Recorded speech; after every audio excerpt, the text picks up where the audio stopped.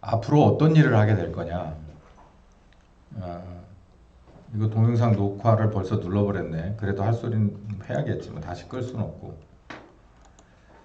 여러분들도 좀 관심 있게 우리나라의 교회가 돌아가는 걸 좀 모니터 하시는 분들은 지난주에 그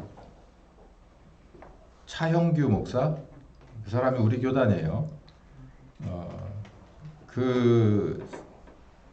뭐 어디까지가 사실이고 어디부터는 이게 만들어진 건지는 잘 모르죠. 당사자만이 알고 하나님만 아시는 문제인데, 어쨌든 여러분이 들으신 대로 많은 사람들에게 충격을 주기에 충분했습니다. 제가 요즘 들어서 가만히 보면, 큰 이렇게 그림을 이렇게 보면, 이게 진짜 수순대로 이렇게 돌아가고 있구나라고 하는 걸 느껴요. 뭐 그걸 자세히 들으시고 싶은 분들은 언젠가 수요일쯤 자주 오시면 제가 수요일 날은 그걸 여러분에게 증거를 대드릴 수가 있는데, 오늘은 그렇게 하기엔 시간이 너무 아깝고요.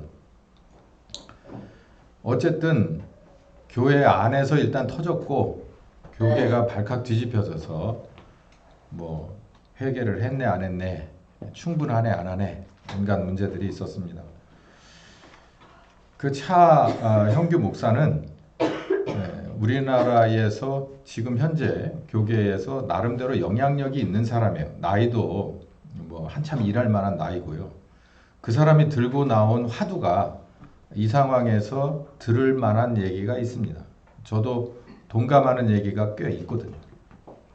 근데 결론은 뭐냐면, 이게 왜 가다가 이렇게 총에 맞은 것처럼 하늘에서 툭 떨어지느냐면, 해법이 하나님이 원하는 해법이 아닐 경우에는 사탄이 그냥 공중권세를 잡고 있기 때문에 꼬랑지로 탁 때리면 툭 떨어져요. 그 정도만 아시면 돼요. 반대로 이 상황에서 하나님이 내는 해법을 낸다면 여러 가지 악재가 낀다고 하더라도 결국은 하나님이 낸 해법은 이겨요. 제가 오늘 설교가 하나님의 해법을 여러분께 말씀드리려고 하는 거예요. 제가 지난 수요일 날도 이런 비슷한 계열의 얘기를 주로 했습니다. 근데 오늘 설교를 들으시면 수요일 설교 들은 거나 내내 똑같을 것 같아서 오늘 설교를 이렇게 준비를 했는데, 수요일 날 설교의 제목은 그거예요. 우리가 잘못 먹었다는 거예요. 우리 한국교회가 누군가가 오염을 시켰든 잘못 가르쳤든 간에 우리가 먹어야 될 순수한 복음을 먹지 못했다라고 제가 진단을 했어요. 그 말씀을 수요일 날 드렸죠. 그래서 이거 음식 바꿔야 된다. 영적으로 우리는 잘못 먹어왔어요.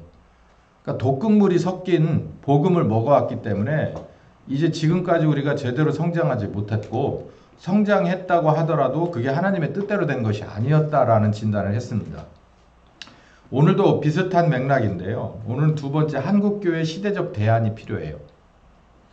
그 앞서 언급한 차영규 목사뿐만 아니라 저 고향에 있는 어떤 목사님도 그렇고, 이렇게 손으로 꼽을 만한 어떤 침례교회 목사님도 그렇고, 나름대로의 대안을 내고 있습니다. 관심 있게 이렇게 본다면 그게 이제 이분은 이런 컬러고 저분은 이런 컬러라는 것이 다 드러나게 되어 있는데요. 저도 오늘 제 컬러를 분명히 하겠습니다. 한국교회 시대적 대안이 뭐냐면, 이게 가장 중요한 이 대안인데요. 새로운 성령운동이 일어나야 돼요. 새로운 성령운동이 일어나야 한다. 이 성령운동은 다른 말로 리바이벌, 부흥이라고도 하거든요. 이 성령운동에 대해서는 역사와 전통이 있습니다. 그래서 신학교에 가면 여기에 대해서 공부도 많이 하고 학위도 논문들이 꽤 많이 나오거든요. 그런 거하고는 별 연관성이 없어요. 제가 오늘 말씀드리는 이 이야기를 잘 들으시면 앞으로 여러분의 대안도 될 겁니다. 여러분 개인의 대안도 되고요. 우리 교회의 대안은 말할 것 없이 이거고요. 이걸 통해서 하나님이 영광을 받으실 거고, 이걸 통해서 하나님이 원하는 뜻대로 이 상황이 풀려나갈 거예요. 여러분의 개인도 그렇고 우리도 그렇고, 아마 더 나아가서는 우리가 속해 있는 이 나라도 어쩌면 전 세계에 하나님이 원하는 그 교회 전체가 이 운동을 통해서 하나님의 뜻을 보게 될 거라고 저는 봅니다. 성령운동은 우리나라에서의 성령운동은 역사가 이렇게 진행됐어요. 첫 번째는 여기 우리 남쪽에서가 아니라 저 북쪽에서 시작됐습니다.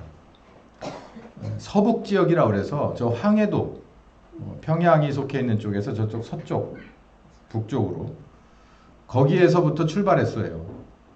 여러분 아시다시피 1903년과 7년에 원산과 평양에서 부흥운동이 일어났습니다. 이거는 교회사적으로 그냥 이렇게 고정된 팩트예요.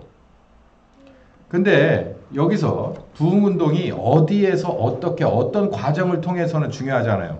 이미 지나갔기 때문에. 결론이 뭐냐면 부흥운동이라고 하는 건 사람이 뭔가를 운동을 하는 캠페인이 아니에요. 하나님이 하시는 일이에요. 하나님이. 요거를 명심하셔야 돼요. 사람이 뭔가를 하는 건 캠페인이에요. 근데 이게 이 성령께서 하시는 이 부흥운동은 하나님이 하시는 거라는 거예요. 그러니까 우리나라에서도 하나님이 뭔가 운동을 벌이셨다는 거예요. 성령께서 뭔가 일을 하셨다는 거예요. 일을 하셨는데 적당히 이렇게 한 게 아니라 아주 몰아치기로 이렇게 아주 휘몰아 돌듯이 일을 하셨다는 거죠. 그게 우리나라 지금 이 북쪽에서 원산과 평양에서 정말 언젠지도 모를 1903년과 7년에 어마어마한 일종의 회개운동이 일어났어요. 결론은 회개운동이에요. 성령께서 어떻게 하셨다? 처음에 우리나라에 당신의 일을 펼치셨는데 당신의 불을 내렸는데 그게 뭐냐면 회개운동이라는 거예요. 자, 우리 교회에서 성경 공부를 지금까지 꾸준히 해오신 분들은 구원에 이르기 위한 하나님의 방법 중에서 가장 첫 번째가 회개입니다. 회개. 그러니까 그 순서에 따라서 지금 우리나라도 성령께서 공식적으로 일하셨어요. 불을 붙이셨는데 첫 번째 불인 회개의 불이에요. 질서 정연하거든요, 하나님은. 그래서 이 회개 운동은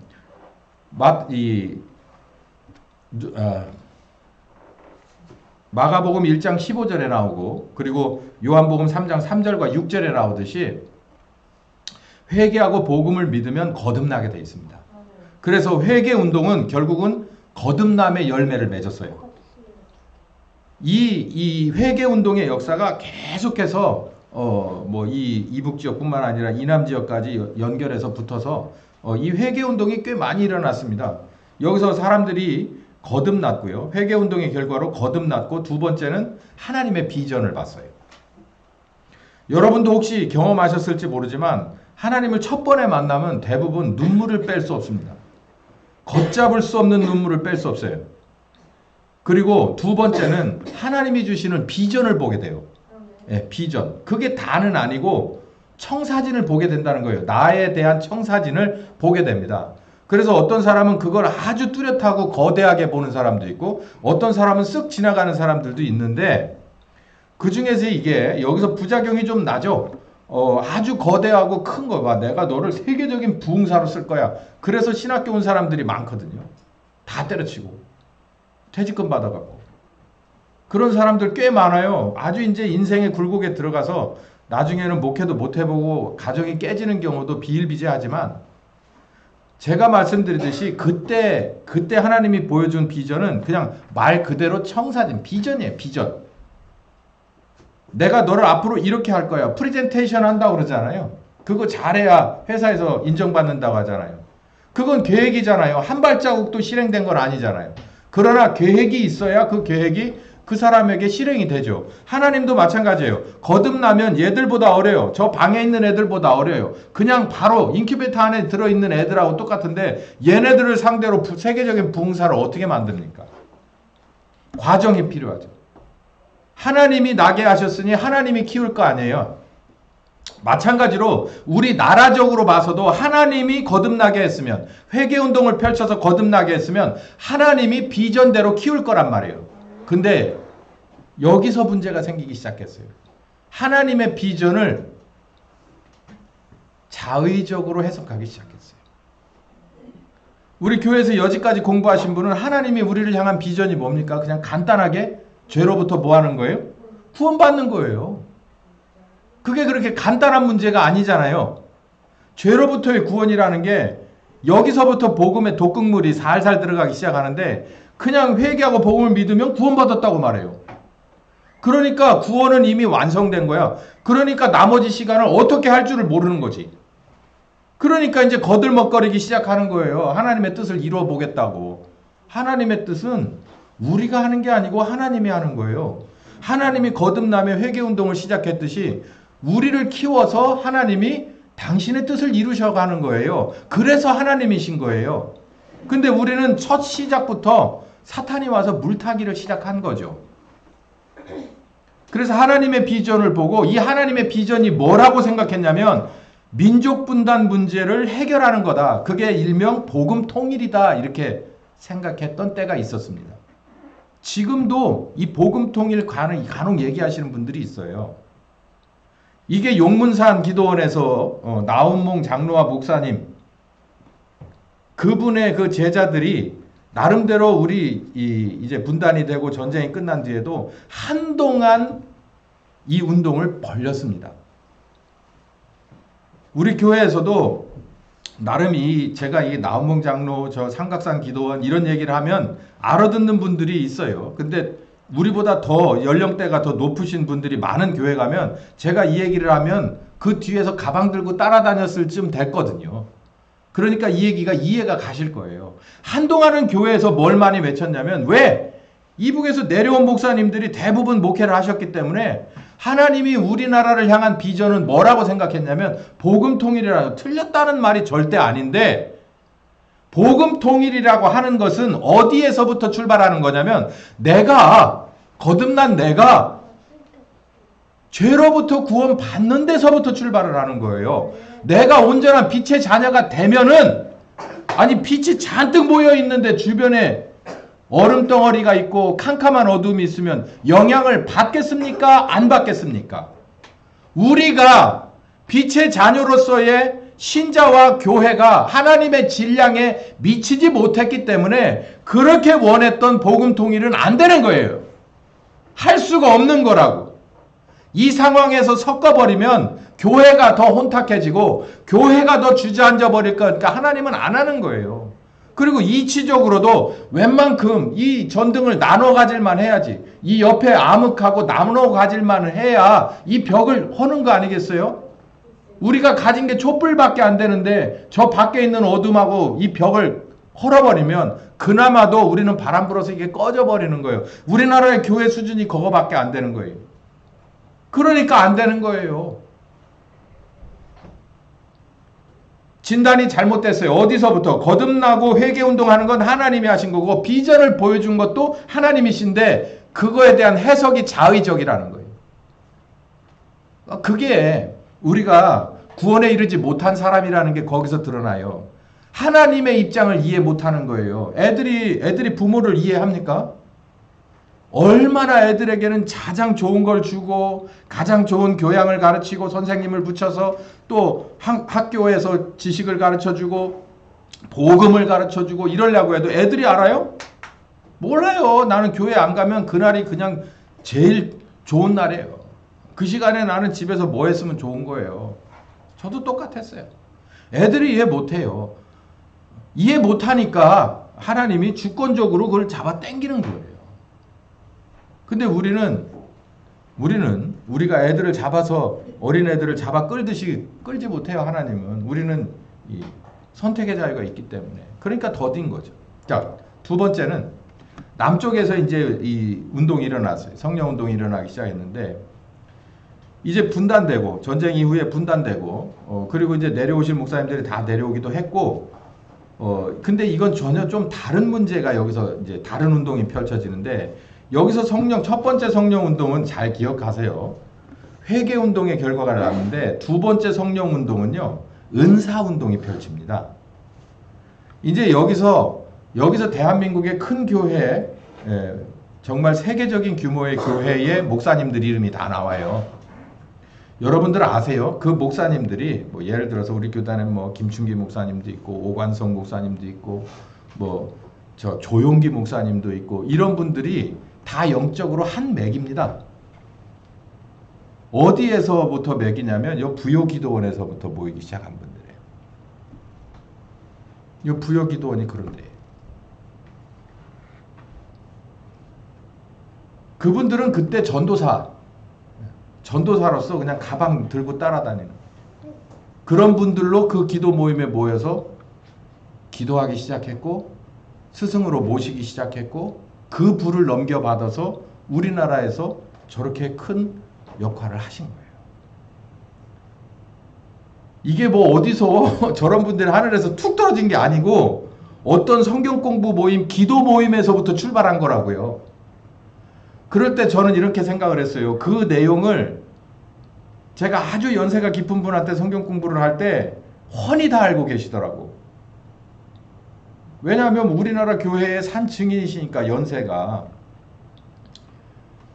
제가 그때 그 생각을 했어요. 아하, 이게 아무리 작은 모임이라도 우습게 보여도 이 모이는 사람들이 별거 없어도 하나님 함께 하시니까 이런 일도 일어났네. 그러면 십자가 복음 가지고선 더한 일도 일어나겠구나 하는 그때 확신이 있었어요. 어쨌든 은사운동이 펼쳐집니다. 뭐 여기에 대한 얘기는 제가 가끔 우리 설교에서 세부적인 에피소드들을 몇 개 말씀드렸어요. 이겁니다. 은사운동은 뭐냐면 이 회개운동은 성령께서 직접, 근데 이 은사운동은 뭐냐면 사역자가 달려드는 게 있어요. 뭐 해달라고? 은사를 달라고. 왜 달라고? 목회자로서의 권위가 있어야 되니까. 이게 좀 달라요, 성격이. 그래서 제가 80년대 신학교 학번인데요. 저희 때만 해도 80년대 학번들이 학교를 가면은 40일 금식을 도전하는 사람들이 꽤 있었습니다. 왜요? 목회자로서의 영적인 권위를 얻으려고. 아니 그렇지 않아가지고 지금 자기보다 훨씬 더 나이도 많고 공부도 많이 하고 돈도 많이 가진 권세 있는 세상 사람들이 교인으로 다 달라붙을 텐데 그 사람들을 어떻게 리더해 나가겠어요? 그러니까 영적인 권위를 달라고 40일 그러니까 죽기를 각오하고 하나님한테 권위를 받아서 권세와 능력을 받아서 목회하겠다고 하던 때가 있었어요. 그게 바로 우리가 살고 있는 이 남쪽에서의 성령운동이에요. 두 번째 성령운동. 그러니까 여기서 삼은 뭐가 틀리냐면 하나님이 뭔가를 이끌어가는 주도적인 운동이 아니라 이제는 목회자가 끌어가는 운동이 됐어요. 그래서 저희 때 지금은 신학교에 그런 게 아예 없죠. 지금은 뭐 전도사들 영상이나 배우고 뭐 어디 부사역자 갈 자리 있나 이렇게 그러겠지만 저희 때만 해도 한 달에 한 번씩은 꼬박꼬박 산기도를 가고요. 산기도를 갈 때마다 선배들이 와가지고 소나무 뿌리를 뽑았냐 안 뽑았냐고 웃으면서 농담하고 가던 때가 있었습니다. 저도 기억하죠. 그 마지막 세대니까 아하 내가 이걸 졸업하고 목회를 하러 나가기 전에 특히 개척하러 나가기 전에는 40일은 좀 거시기에도 20일은 해야 되지 않겠냐라고 마음으로 고민하던 때가 있었어요. 저도 산기도 다니면서 소나무 뿌리도 붙잡아 봤고 끌어도 안아 봤어요. 그리고 밤새도록 기도하는 거예요. 뭐 달라고? 당신이 나를 목회자로 세울 거면 권능을 달라고. 누구처럼 저기 어떤 교회 어떤 목사님, 저기 어떤 교회 어떤 목사님. 그런 목사님은 가서 막 부흥 집회하면은 막 여기저기 어디든지 구름대까지 모이고 자기 본교회 가면은 목회하는 데 있어서 그냥 매일같이 새로운 신자들이 들어오고 그 원인이 뭐냐 생각하니까 은사더라 이거지.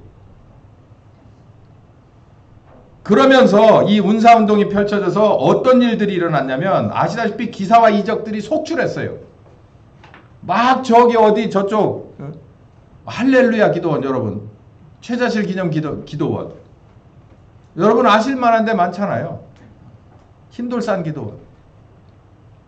그러면서 뭐가 일어났느냐면 기도원에서 교회가 부흥되는 시대가 됐어요.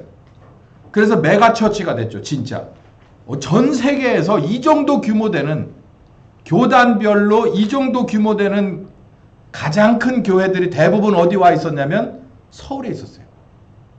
지금도 마찬가지예요. 그게 어디서 왔다고요? 은사운동에서 왔다고요. 은사운동. 성령님한테 뭐 달라고? 권세와 능력 달라고. 그래서 사람들 데려다 놓고 막 이렇게 기도하고 막 이러면은 그 뭔 일이 일어나면 사람들이 와 모여드는 거예요. 여기서 어떤 무서운 일이 벌어지기 시작했냐면 복음을 전파하는 사명이 곧 교회가 성장하는 거다라고 하는 공식이 나왔어요. 복음을 전파하려면 교회가 성장해야 돼. 그러니까 교회가 성장하려면 목사가 뭐가 있어야 되는 거예요? 은사가 있어야 되는 거예요. 은사가. 그래서 막 은사 막 쫓아다니고 금식하고 그런 분한테 막 기도받으러 다니고 그랬다니까요. 그런 기도원에 막 열심히 짜쳐가가지고 뭔가를 해보려고 막 성경 공부 외우고 막 그냥 그 따라다니면서 그래 주여 막 이런 거 막 흉내내고 그러다가 그것도 이제 힘을 잃었어요. 힘을 잃죠. 왜냐하면 사람이 하는 거니까. 힘을 잃어요. 우리나라 전체에서 힘을 잃었습니다. 여러 가지 이유가 있어요. 나라가 성장했어요. 선진국 대열에 갔어요. 예전에는 웬만히 아파가지고 병명을 모른다 그러면 교회 와서 목사님한테 기도받고 교회 와서 여기 앞에다가 욕 깔고 이불 깔고 눕는 게 그게 할 수 있는 최선이었거든요. 마지막. 그런 일들이 꽤 있었어요. 근데 요즘 와서도 여기 눕는 분들 별로 없어요. 별로가 없어가 아니라 없어. 어디로 가요? 서울의 병원에 줄 서죠. 선진국이 됐어요. 국민들이 성장을 했어. 영적으로도 성장을 했고 뭘로 성장을 했는데 하여간 교육 수준도 높아졌고 뭐 해서 이제는 웬만한 거는 자기네들의 이성적인 판단이 예전과 달라졌어요. 그리고 더 중요한 건 교회 성장 동력이 회개와 은사 중심의 이 나름대로 간간이라도 있어 왔던 그 뭔가가 소진되기 시작했어요. 더 이상 없는 거지. 누가 그러잖아요. 라면 끓일 불이 아니라 이제 촛불도 없다고. 이 회오리 불이 아니라 라면 끓이는 불도 근근히 있다 없다. 지금은 촛불도 없다고 하잖아. 그러니까 교회가 정체될 수밖에 없죠. 어디에 세워졌으니까? 은사에 세워졌으니까. 은사 위에 세워졌으니까. 그리고 하나님이 하시는 일이 아니잖아요. 이렇게 얘기하면 저를 엄청나게 공격할 거예요. 그러면 하나님이 하시는 일이면 정체가 되지 말았어야지. 소진이 되지 말았어야지. 하나님은 무한대잖아요. 영원하신 분이잖아요. 제가 말씀드리는 대로요. 어지간하면 목사님한테 기도받으러 안 온다니까요. 우리 교회는 좀 예외가 있어. 근데 어지간하면 목사님한테 아픈 얘기 잘 안 해요. 그냥 병원에 가고 말지. 자기가 심리적으로 아파도 목사님한테 얘기 잘 안 해요. 그러니까 목사들이 막 심리학도 공부합니다. 그 안에서 뭔가를 기술을 얻어보려고. 설교가 아주 묘해져요. 심리학이 들어오면 설교 자체가 우스워집니다. 복음이요. 완전 독극물이 돼요. 그러다가 이제 지금인데요. 여러분 아시다시피 교회에 한계가 왔어요. 쇠락하고 있습니다. 이건 전 세계 교회가 마찬가지예요. 왜 그러냐면 우리가 사는 사회뿐만 아니라 이 나름대로 선진국 교회가 많았던 선진국의 사람들이 이 사회주의적인 바람이 불어요. 여러분 아세요? 우리 자유민주주의 체제 아래 산다고 해도 우리들의 마인드는 사회주의에 이미 막 들어가 있어요. 자발적으로 노예가 되는데 전혀 부끄러움이 없어. 뭐 요 여행기를 언젠가 수요일에 하게 되면 또 한번 해보죠. 그리고 코비드-19 창궐 이후에 일명 방역과 헌법의 자유 속에서 우리는 큰 대결을 벌여서 졌습니다. 교회가. 그리고 나서요. 이제 소수의 교회와 그리고 목사들이 성도들이 자각을 했어요. 이러다가 죽겠구나. 이러다가 큰일이 아니라 끝나겠구나 라고 생각했어요. 근데 이것도 생각 못하는 사람이 8할은 넘고 2할도 안 되는 사람들이 자각을 했는데 문제는 아까 말씀드렸죠. 그 2할도 안 되는 사람 중에 차영규 목사도 들어가 있어요. 저도 그 안에 들어가 있고. 근데 대안을 찾지 못해요. 그러니까 한 방에 떨어지는 거예요. 공중권세 잡은 자는 꼬리로 때린다고 하잖아요. 그 요한계시록 보면 밑에서 뭔가 겨울 나오면 그냥 꼬리로 팍 때려버리면 그냥 하늘별 몇이 뭐 3분의 1이 떨어지고 막 그러잖아요. 그게 뭐냐면 하나님이 세운 대안이 아니면 사탄이 그냥 한 방에 날려버린다는 거예요. 그 최영기 목사 어떤 사람이에요? 들어보세요. 그 얘기 다 맞는 말이에요. 누구는 음모론이라고 하는데 음모 같은 소리하고 앉았네. 그게 지금 다 사실로 드러나고 있는데도 왜 그래? 믿기가 싫은 거지. 근데 저도 많은 면에서 동감을 하지만 대안이 아니라는 거예요. 전 감히 이렇게 선언합니다. 이제 성령운동이 다시 시작돼요. 어디를 통해서? 하나교회를 통해서. 시즌2가 시작됩니다. 그게 뭐냐라는 거예요. 이걸 먼저 한번 심각한 우리 상황을 보시죠. 우리가 지식이 없어요. 우리들 중에 대부분 고등학교를 나왔고요. 웬만한 분들은 초대졸 이상이고 어떤 분들은 석박사를 다 갖고 있습니다.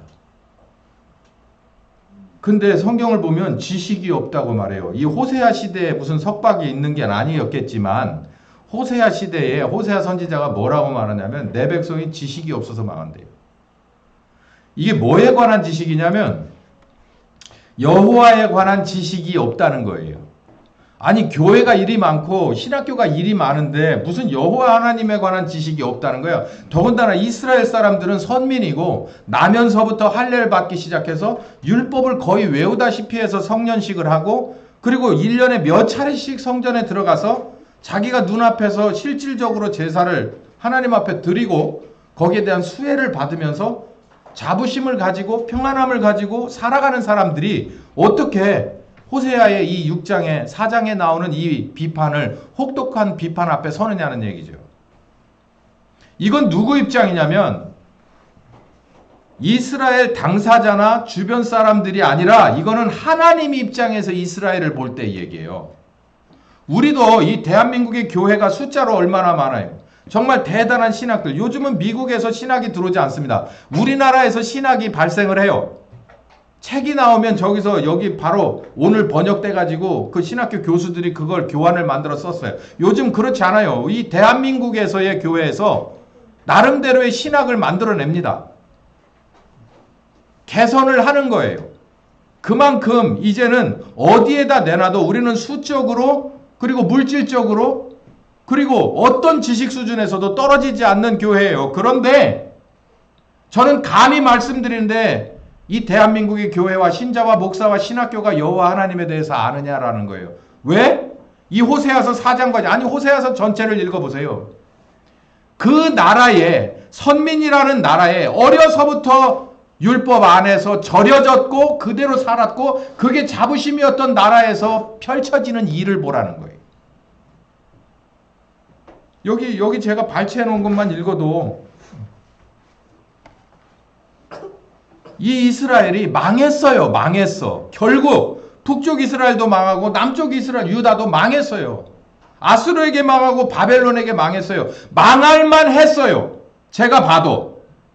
도대체 웬만큼 참아줄 수 있는 범위를 넘어섰어요. 망했어요. 망하기 전에 이렇게 말하는 거예요. 내 백성이 지식이 없어서 망한다니까 자존심 상해 하지 말고 하나님 입장에서 원인을 파악해 주는데 이 원인을 곰곰이 나한테다가 정직하게 들여다 대보라는 거지. 이 대한민국의 성령께서 1900년대 초반에 외국에서 들어온 그 핏값을 들고 들어온 선교사들을 제물 삼아서 우리에게 성령운동을 펼쳐서 회개하고 복음을 믿어 거듭나게 하고 믿음의 시작을 알리고 구원의 시작을 알려줬지만 지금의 대한민국은 숫자적으로 교회가 많아지고 신학교도 많아지고 책도 많아지고 그리고 말하고 싶은 사람들은 다 얘기할 수 있지만 이 교회 안에서 이루어지는 일뿐만 아니라 우리가 사는 빛으로서 어둠 속에 가서 사는 우리가 사는 주변이 하나님 보시기에 적당하냐 이 말이죠. 옳으냐. 여기 지금 망에 빠지는 망하기 일보 직전에 이런 비판을 듣는 이스라엘과 우리가 다를 게 뭐냐라는 거예요. 부정선거라는 것을 감안하더라도 제가 언젠가 그렇잖아요. 교회에서 교회를 부서뜨리겠다고 하는데 그런 사람들을 찍는 손모가지는 뭐냐는 거예요. 자살하겠다는 얘기인가? 이쯤 되면 우리는 이스라엘만도 못한 거예요. 이 패망을 앞둔 이스라엘만도 못한 거라요. 오늘 이렇게 이건 뭐 이스라엘에게만 한정된가요? 여러분 여호와 하나님에 대해서 저는 그거 모른다고 생각합니다. 왜 모른다고 생각하냐면 우리들의 성령운동은 어디서부턴가 잘못된 방향으로 단추가 끼어지기 시작했어요. 왜냐하면 성령님이 누구시냐라는 거예요.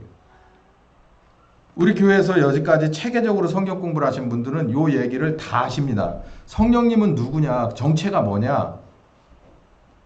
구원의 계획을, 이 얘기는 제가 풀어서 쓴 건데, 우리를 죄로부터 구원하기 위한 아버지 하나님의 계획을 아들 하나님의 뒤이어서 완성시키러 오신 분이 성령님입니다. 그러니까 목적이 뭘까요? 목적이 구원하는 일이에요. 구원하는 일은, 이 성령님의 사역은 뭐 하시는 일이냐면 아들을 가르치는 일이에요. 그러니까 예수님을 가르쳐 줍니다. 누구에게? 예수님의 제자들에게 예수님은 누구라는 것을 가르쳐 줘요. 이게 되게 중요한 일이고, 두 번째는 아들을 누군가에게 증거하는 일을 해요. 그러니까 아들을 가르치는 일, 아들을 증거하는 일을 해요. 요한복음 14장에 나오듯이. 여기 제가 성경 말씀 대드리는 거예요. 근데 지금 제가 뭐라 그랬어요? 첫 번째 시작은 회개하는 성령을, 여러분 엄밀히 따지면 회개하는 일에 관해서 성령님이 개입을 하면 그건 아버지 하나님의 침례입니다. 그리고 아들 하나님의 침례는 누가 개입을 하느냐면 성령께서 오셔서 거듭난 사람에게 가르쳐주고 증거하는 일을 하는 거예요. 그러면서 아들의 침례가 오는 거예요. 아버지와 아들과 성령의 이름으로. 구원을 받는 데는 세 가지가 다 완성돼야 돼요. 첫 번째는 아버지 이름의 침례로서의 회개와 거듭남이고, 아들의 이름의 침례로서의 우리 마음속에서의 새 창조가 이루어져야 됩니다. 우리가 예수의 진정한 제자가 되기 위해서는 예수님에 대해서 배워야 돼요. 여기처럼 여호와에 대해서 힘써 알아야 돼요. 우리를 구원하시는 예수님의 대속의 십자가에 대해서 얼마나 압니까? 얼마나 알아요? 몰라서 망한다고 하잖아요. 몰라서 망한다고. 제 결론은 확실합니다. 이제는 약속된 대로 약속된 성령께서 예수님의 뒤를 이어서 예수님이 요청하셨어요. 제자들을 이제 앞에 놓고 내가 십자가 지고 죽어야 할 텐데 얘들아 편안해라 그랬더니 막 제자들이 난리가 났어요. 그래서 성령님을 얘기합니다. 내가 떠나도 너희에게 가르쳐줄 선생님, 함께해줄 선생님이 있어. 그게 바로 성령님이거든요. 회개하고 복음을 믿어서 대부분 예수님에 관해서 누구에게 배우냐면 목사에게 배웁니다. 목사는 어디서 배워올까요? 두 군데서 배우죠. 하나는 신학교 가서 배우고, 하나는 자기가 성경 펴놓고 배워요. 목사는 하나님도 못 이긴다는 우리끼리 우스개 농담이 있어요. 목사는 하나님도 못 바꾼대. 왜냐하면 하나님에 대해서 내가 스스로 공부하니까. 이게 아주 전곡을 찌르는 농담인데요. 성경을 보면 그렇게 돼 있지 않아요. 거듭난 사람에 대해서 예수님을 가르쳐주러 누가 온다고 그랬어요?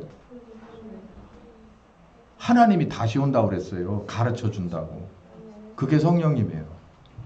근데 우리는 성령님을 뭐라고 가르쳐요? 그냥 초자연적인 역사와 능력으로 가르쳐요. 그거 달라고 해요. 그래야 자기한테 이득될 것 같으니까. 이 보혜사 성령이 오셔가지고 예수님은 이런 분이야. 예수님의 십자가는 이런 거야 라고 내게 가르쳐주면 내가 나를 부인하고 십자가를 져야 되거든요. 그건 하기 싫은 거예요. 성령님은 예수님의 제자들을 제자답게 가르치는 일을 합니다. 그러니까 저는 예수님에 대해서 여러분에게 가르칠 만한 권한과 능력이 없어요.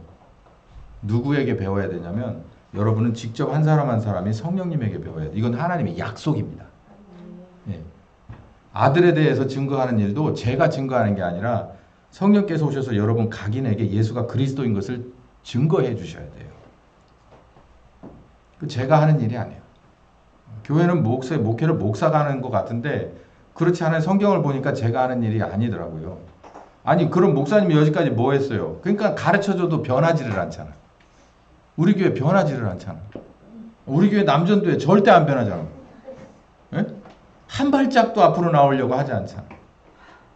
제가 기도에 들어갔어요. 하나님 저를 여기다 좀 더 두실 양이시면 진짜 그렇게 계획을 세우시고 그렇게 확정하셨다면 저 남전도회를 먼저 바꿔주십시오. 저는 못하겠고 하나님이 하시면 할 수 있습니다. 저 남전도회에 진심 어린 협조가 없이는 전 이 교회에서 목회 못합니다. 그 진심 어린 협조는 바로 하나님이 저들의 마음속에 오셔서 예수가 그리스도인 것을 가르쳐주고, 그리고 예수의 제자로서의 제자도를 가르쳐 주신다면 저들은 바뀔 겁니다. 저들 개인과 가정이 바뀌고, 그리고 이 교회는 어마어마한 변화가 있어질 겁니다. 우리는 지금까지 죄인을 구원하시기 위한 아버지 하나님의 확고한 계획 가운데서 예수님을 증거하시는, 그리고 예수님을 가르치시는 성령님의 역할을 무시하고 왜곡하고 뭐라고 그랬냐면 초자연적인 힘을 보여주는 영적 존재, 그러니까 비인격체. 여러분, 성령님은 인격체입니다. 영이신데 인격이에요. 이건 무슨 얘기냐면 나와 대화가 가능하다는 얘기예요. 네. 영적인 존재와 어떻게 대화를 해요? 인격적인 분하고 같이 대화가 되는 거지. 격이 다른데 어떻게 대화를 해요? 내가 영하고 어떻게. 성령님은 인격체세요. 그래서 대화가 가능해요. 그렇기 때문에 가르쳐 주시는 일을 하는 거예요. 증거하시는 일을 하는 거예요. 우리는 성령님을 기사와 이적, 특히 방언과 예언과 치료, 치유, 축사, 그리고 교회 성장을 위한 큰 동력을 주시는 일종의 조력자라고 생각해요. 여지까지 성령운동을 그렇게 왜곡하고 훼손해 왔어요. 그 결과를 지금 우리는 따먹고 있습니다. 고린도 교회에서 똑같은 일이 벌어졌어요. 고린도 교회는 은사가 많은 교회입니다. 그래서 바울이 고린도전서 13장에 사랑에 관한 얘기를, 사랑도 은사인데 가장 큰 은사야. 사랑은 모든 것을 품어내고 껴안고 녹여내고 새롭게 창조시킬 수 있는 능력이 있는 거야. 이 은사에 대해서 들어봤냐? 이렇게 비판을 해주는데, 왜 어떤 일이 있었냐면 고린도전서 12장에 이 고린도 교회 은사 서열 분쟁에 관한 그 단서가 이 안에 들어있어요. 이 사람들에게 은사가 많았던 것 같아요. 뭐 어떤 사람은 뭐 이런저런 저런 은사들이 많았던 것 같은데, 여기 보니까 뭐 능력 행함, 뭐 방언을 말함, 뭐 영을 분별함, 뭐 방언을 통역함, 뭐 이런 등등의 은사들이 많이 있었던 것 같은데요. 이런 걸 가지고 서로 우열을 가린 거예요. 어떤 게 1등이고 어떤 게 2등이고. 에이, 그거는 아무나 방언을 하니까 그거는 방언은 은사의 입문이고, 이러던 때가 있었어요. 한국교회도. 방언하는 학교도, 가르쳐주는 학교도 있었어요. 웃기는 얘기죠. 근데 바울은 그럽니다. 야, 니네는 어떻게 그렇게 애들 같냐. 은사라고 하는 것은 말 그대로 그 한 사람 한 사람의 신앙에 도움이 되라고 하나님이 주시는 선물이야. 기도할 때 도움이 되라고 방언을 주시는 거고, 또 이렇게 저렇게 해서 이런 일에 필요하라고 이런 은사를 주시고 저런 은사를 주시고 하는 건데, 너희들이 진짜 간과하고 있는 것은 하나님의 사랑을 간과하고 있다.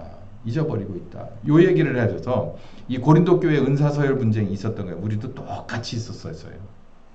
왜냐하면 뭘로 쳐다봤느냐면, 아까 말씀드린 대로 이 분쟁이 난 이유는요, 그리스도의 지체다, 우리가 그리스도의 몸이다라고 하는 의식이 없어요. 봐요. 머리가 있고 우리가 손이고 발이면은 머리의 명령에 완벽하게 순종하는 때 정상이에요. 바울은 그걸 말하고 있어요. 에베소 교회 에베소 1장에도 그렇게 얘기하잖아요. 지체는 머리에 절대로 복종하는 것입니다라고 가르쳐줘요. 교회가 그렇게 돼 있다는 거예요. 근데 내가 이런 은사를 가졌으니 이렇게 말하는 거예요. 나는 오른손의 은사를 가졌으니 왼손은 오른손만 못해라고 얘기하면, 이 왼손에 대해서 뭐라고 한 것 같지만 사실은 누구에게 뭐라고 한 거냐면 예수님, 머리에게 뭐라고 한 거하고 똑같다는 얘기예요. 바울이 그걸 지적을 해줘요. 알아들었는지 못 알아들었는지 모르겠어요. 못 알아들었을 가능성이 많을 것 같아. 그러니까 지금 우리는 무엇을 쫓아왔느냐면 성령님에 관한 아주 말초적인 그런 초자연적인 뭔가만을 이렇게 혹해서 따라왔지, 우리의 머리 대신 예수께서 십자가를 지신 이유와 그리고 목적과 우리를 구원하시기 위한 이런 것에 대해서, 예수님의 제자도에 대해서는, 예수님의 예수님 대신 정체에 대해서는 배우려 하지 않았어요. 성령님은 그걸 가르쳐주러 온 분이지, 이 사람에게 예언의 은사를 주고 이 사람에게 병 고치는 은사를 주고 이런 거를 하러 오신 분이 아니에요. 그럴 것 같으면 예수님이 십자가를 질 필요가 없이 지금도 살아계셔서 예수님 병원을 하셔야 돼요. 건강보험 필요 없이 내가 그냥 기도해 줄 테니까 일주일마다 한 번씩 문 열 테니까 다 와라. 한 번은 대한민국에서, 한 번은 저 뉴욕에서, 한 번은 저 LA에서 할 테니까 그걸로 다 모여라, 아픈 사람들. 그래가지고 지금까지 기도해 주고 계셨어야 돼. 근데 십자가를 지셨잖아요. 성령께서 우리가 이해 못할 오병이어의 기적을 아프리카에서, 그리고 지금 저 전쟁이 막 발발하고 있는 저런 곳에서 오병이어의 기적과 그리고 화평의 하나님을 거기 가서 예수님을 외치시면 되는데 왜 십자가를 지고 죽으시냐고요. 우리가 이해 못할 그 십자가의 비밀을 성령께서는 우리에게 가르쳐주고자 하는 거예요. 그렇게 하는 일이 엄청 쉬운데, 십자가 지는 일보다 다 쉬운 일인데, 예수님이 십자가를 지고 죽은 것은 너를 구원하기 때문이야. 너를 구원하려고 하는 이유 때문이야 라는 걸 가르쳐주고 싶은 거예요. 근데 우리가 그걸 얼마나 알아요. 그냥 한 번에 그냥 받아들여 봤잖아. 받아들여요. 저 구원 받았습니다. 할렐루야. 끝. 알긴 뭘 알아. 예수님이 십자가에 대해서 도대체 뭘 알아. 하나님이 이런 일 하실 거예요. 왜곡된 성령님의 정체를 바로잡는 일을 이제 하실 겁니다. 두 번째는 소외된 성령님의 사역에 대해서 다시 시작하실 거예요. 이거 굉장히 중요한 일이에요. 이 세 가지가. 그리고 나면 이제서는 아버지의 이 죄인 구원의 계획이 온전하게 진행되게 아버지의 뜻대로 이루어질 거라는 얘기예요. 저는 오늘 우리나라의 하나님이 손대신 성령 운동과 그리고 우리들 스스로가 선악과를 다시 손대듯이 왜곡시키고 오염시켜버린 하나님의 뜻에 관해서 여러분에게 다 밝혀드렸어요. 정말이지 우리가 처음에 2005년에 교회가 대척되면서 여기에 정말 말도 안 되는 그런 사람들 하나하나가 세워지고 모여지고 지금까지 이 복음에 대해서 정말 이제 방향 설정이 되고 이 말씀 들고 우리는 그냥 바보처럼 어떻게 보면 단순하고 무식하게 이 말씀 가지고 여기까지 왔는데, 이게 우리 세대가 지나기 전에 이 말씀이 진리라고 하는 것이 확실하게 드러나요. 이제는 저는 이게 저희 후세대나 아니면 저의 손자 세대쯤에서 이게 벌어질 일이 아닐까 했는데, 아니 그게 아니라 제가 죽기 전에 제 앞에서 벌어질 일인 거예요. 이 문제가. 여러분 요 세 가지 중에서 우리 교회 지금 여기 오신 여러분에게는 제가 요걸 드립니다. 이게 소외된 성령님의 사역이 시작되는 일이에요. 이건 우리 교회도 먼저 필요해요. 이게 밖으로 나가기 전에 우리 교회 안에서 이게 먼저 필요한 일인데, 이게 뭐냐면 제가 아까 얘기했잖아요.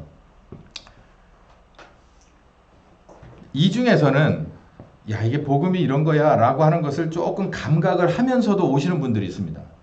근데 우리 교회에서 대부분은 그냥 어쨌든 그거보다는 뭔가 다른 것 때문에 여기 오시는 분들이 있어요. 제가 거기에 대해서 아주 마음이 답답함이 아주 극에 달해 있거든요. 제가 그래서 기도를 시작했는데 이 말씀이 주신 거예요. 제가 이렇게 기도하기 시작했습니다. 성령님, 이 진짜 소외된 성령님의 예수님을 증거하시고 가르치시는 사역이 우리 교회에서부터 있었으면 좋겠습니다. 네. 우리 교회에서부터 한 사람도 빠짐없이 당신께서 오셔서 가르쳐 주시옵소서. 제가 가르쳐 준 거 말고, 제가 이게 뭔가 이렇게 잘못 가르쳤든 좀 잘 가르쳤든 그런 거 말고, 이제 성령께서 오셔서 바로 잡아주시고 성령께서 오셔서 저들이 거절하지 못하고 부인하지 못하게 가르쳐 달라고. 이 일이 우리 교회 안에서부터 일어나고 그리고 나서 전 밖으로 나가게 될 것을 믿습니다. 만약에 이 일이 벌어지지 않는다면, 제가 틀렸다면, 틀리지 않겠지만 틀렸다면 대안이 없어요. 우리 인생에 대안도 없고 우리 교회에 대안도 없고 우리들 인류에 대안도 없어요. 여러분 이 문제를 꼭 붙잡으시기 바랍니다. 저는 꼭 붙잡으시죠. 소외된 성령님의 사역. 어떤 사역? 예수의 제자를 가르치고 예수가 그리스도인 것을 증거하는 사역. 직접 하시는 사역. 이 사역이 저는 시작됐다라고 믿습니다. 이렇게 하셔야 돼요. 이제는 하셔야 돼요. 분연이 일어나서 하셔야 돼요. 우리 교회 안에서부터 이런 일이 일어날 것을 저는 믿습니다. 예. 근데 문제는 원하지를 않으면 이것도 소용없어요. 원하지를 않는데 갔다가 팍 뒤집는 경우도 간혹 없는 건 아니에요. 근데 필요성이 없는 분, 그러니까 예수님이 그랬잖아요. 너희 구해라. 그리고 찾아라. 그건 뭐냐면 이게 진짜 너에게 필요하냐라는 것을 묻는 거예요. 이건 굉장히 신사적인 겁니다. 신사적이 않은 거는요. 야, 하라면 해. 그냥 그럼 끝나는 거예요. 싫든 좋든 그거 의사를 물어보지 않아요. 구해라 찾아라 라고 하는 것은 굉장히 신사적인 거고 너도 자발적으로 힘을 내라라는 거예요. 그게 하나님 스타일이에요. 저는 그렇게 안 했으면 좋겠어요. 하나님이 야 하라면 하지 무슨 말이 많아. 그냥 오늘부터 다 알아. 그러면 그냥 끝나버렸으면 좋겠어요. 저는 그랬으면 좋겠어요. 근데 하나님은 뭐라고 말하냐면 너에게 이게 필요하냐? Would you mind? May I? 이러고 물어보는 거예요. 여러분도 이 결정을 하셔야 돼요. 내가 이 교회에 와서 벌써 몇 년째인데 저에게 엄청나게 들은 것 같은데 내게 있어서의 이 믿음보다는 이 불신의 벽이 있고 내게 있어서 이게 이해보다는 다른 것들이 연결되고 가로막고 그래서 내가 정체되어 있다라고 한다면 이거 나 직접 저 목사님이 그러는데 성령께서 직접 가르쳐 준다며 하나님이 직접 누구를 당신의 아들을 가르쳐 준다. 우리를 위해서 대속하신 그분의 십자가를 가르쳐 준다면서 그러니까 나 직접 배우고 싶어. 여러분 이거는 한 번쯤 해볼 수 있지 않습니까? 지금은 때가 됐다고요. 지금까지는 제가 가르쳤어요. 근데 이제는 오늘부터는 때가 됐습니다. 그래서 역사적인 날이라고 하는 거예요. 오늘은 우리가 밖에 나가 점심 먹는 날이기도 하지만 성령께서 이제 직접 여러분에게 가르쳐 주겠다라고 하신 거예요. 여러분 이 말씀도 여러분에게서 그냥 지나가 버린다면 이건 끝입니다. 끝이에요. 저는 여러분께 이렇게 권합니다. 이 기회를 놓치지 마십시오. 이렇게 성령께서 직접 일하실 때를 놓치지 마십시오. 그래서 여러분의 작은 믿음을 들고 나오십시오. 작은 믿음을 들고 내가 지금까지 정직하게 이러했습니다. 근데 이러 하신다니 저를 한번 가르쳐 줘 보시죠. 그리고 나서 결정하겠습니다. 당돌하나마 그렇게 상관없어요. 가르쳐 달라고 안 믿어집니다. 당신이 내게 가르쳐 주시면 내가 믿을 수 있을 것 같습니다. 직접 가르쳐 주시면 제가 알겠습니다. 여러분이 구하고 찾으면 되는 때가 됐습니다. 이제 우리 같이 기도할 텐데 우리 교회 지금 오늘 아픈 사람들이 못 오신 분들도 좀 있고 그리고 또 아픈 분들이 있어요. 그래서 이분들을 위해서 제가 기도를 할 텐데 제가 이렇게 기도할 겁니다. 하나님 이렇게 새로운 성령님의 운동하심이 일하심이 이제는 선언됐습니다. 오늘자로 이 하나교회로부터 선언됐습니다. 우리의 시작은 여전히 변화가 없습니다. 그러나 이 말씀이 사실인 것을 우리 아픈 사람들을 통해서 증명해 주십시오. 제가 이렇게 기도할 거예요. 그럼 여러분 한번 봅시다. 이 아픈 사람들을 위해서 우리가 기도하고 우리는 늘 기도해 왔지만 늘 그렇게 우리 생각했잖아요. 우리 주신 말씀이 오늘 하나님 우리에게 주신 말씀인 것을 100% 믿으면서 그리고 우리와 늘 기도 가운데 함께 하시는 당신을 의지하면서 이런 사람들을 올려드린 이들에게 응답해 주십시오 라고 기도할 거예요.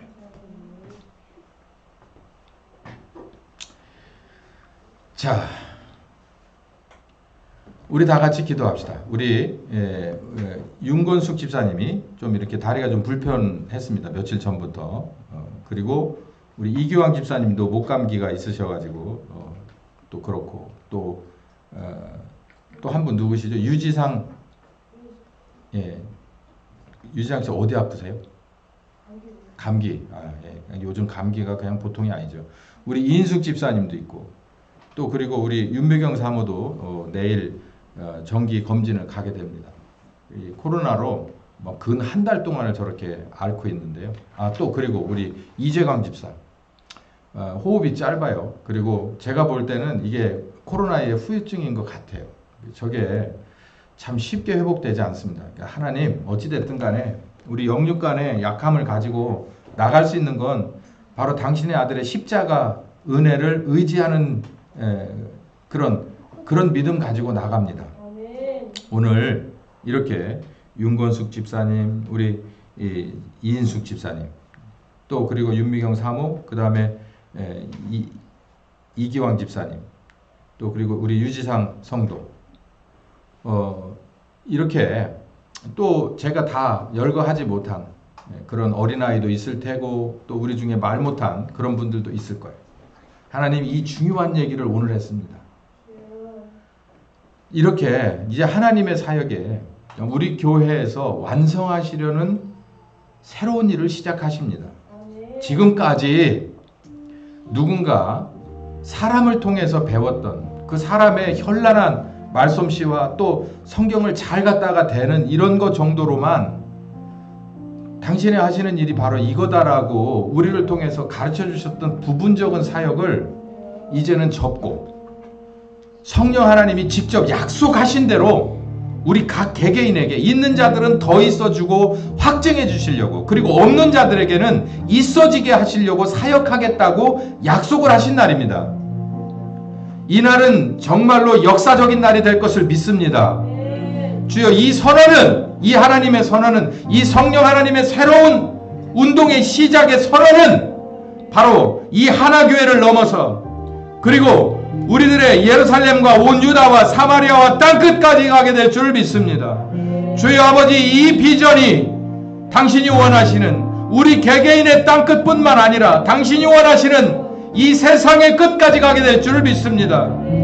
주여 아버지, 이 사역은 당신의 심판을 위한 마지막 은혜인 것을 믿사오니 주여 아버지, 우리가 준비되게 하여 주시옵소서.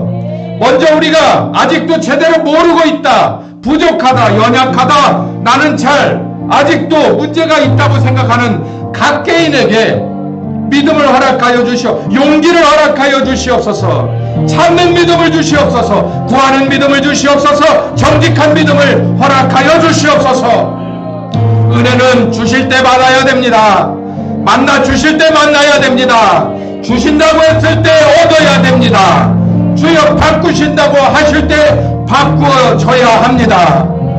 주여 아버지, 여기에 있는 한 사람 한 사람에게 주시는 이 정말 소중한 기회를 놓치지 않게 하여 주시옵소서.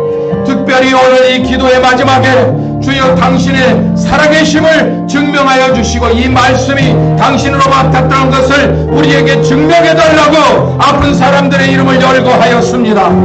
주여 아버지, 이 세상은 사망 권세가 주여 창궐에 있습니다. 주여 두려움을 줍니다. 걱정을 줍니다. 뒤로 물러가게 합니다. 하나님 앞에 서지 못하게 합니다. 이 말씀이 혼돈되게 합니다. 불쌍히 여겨 주시옵소서.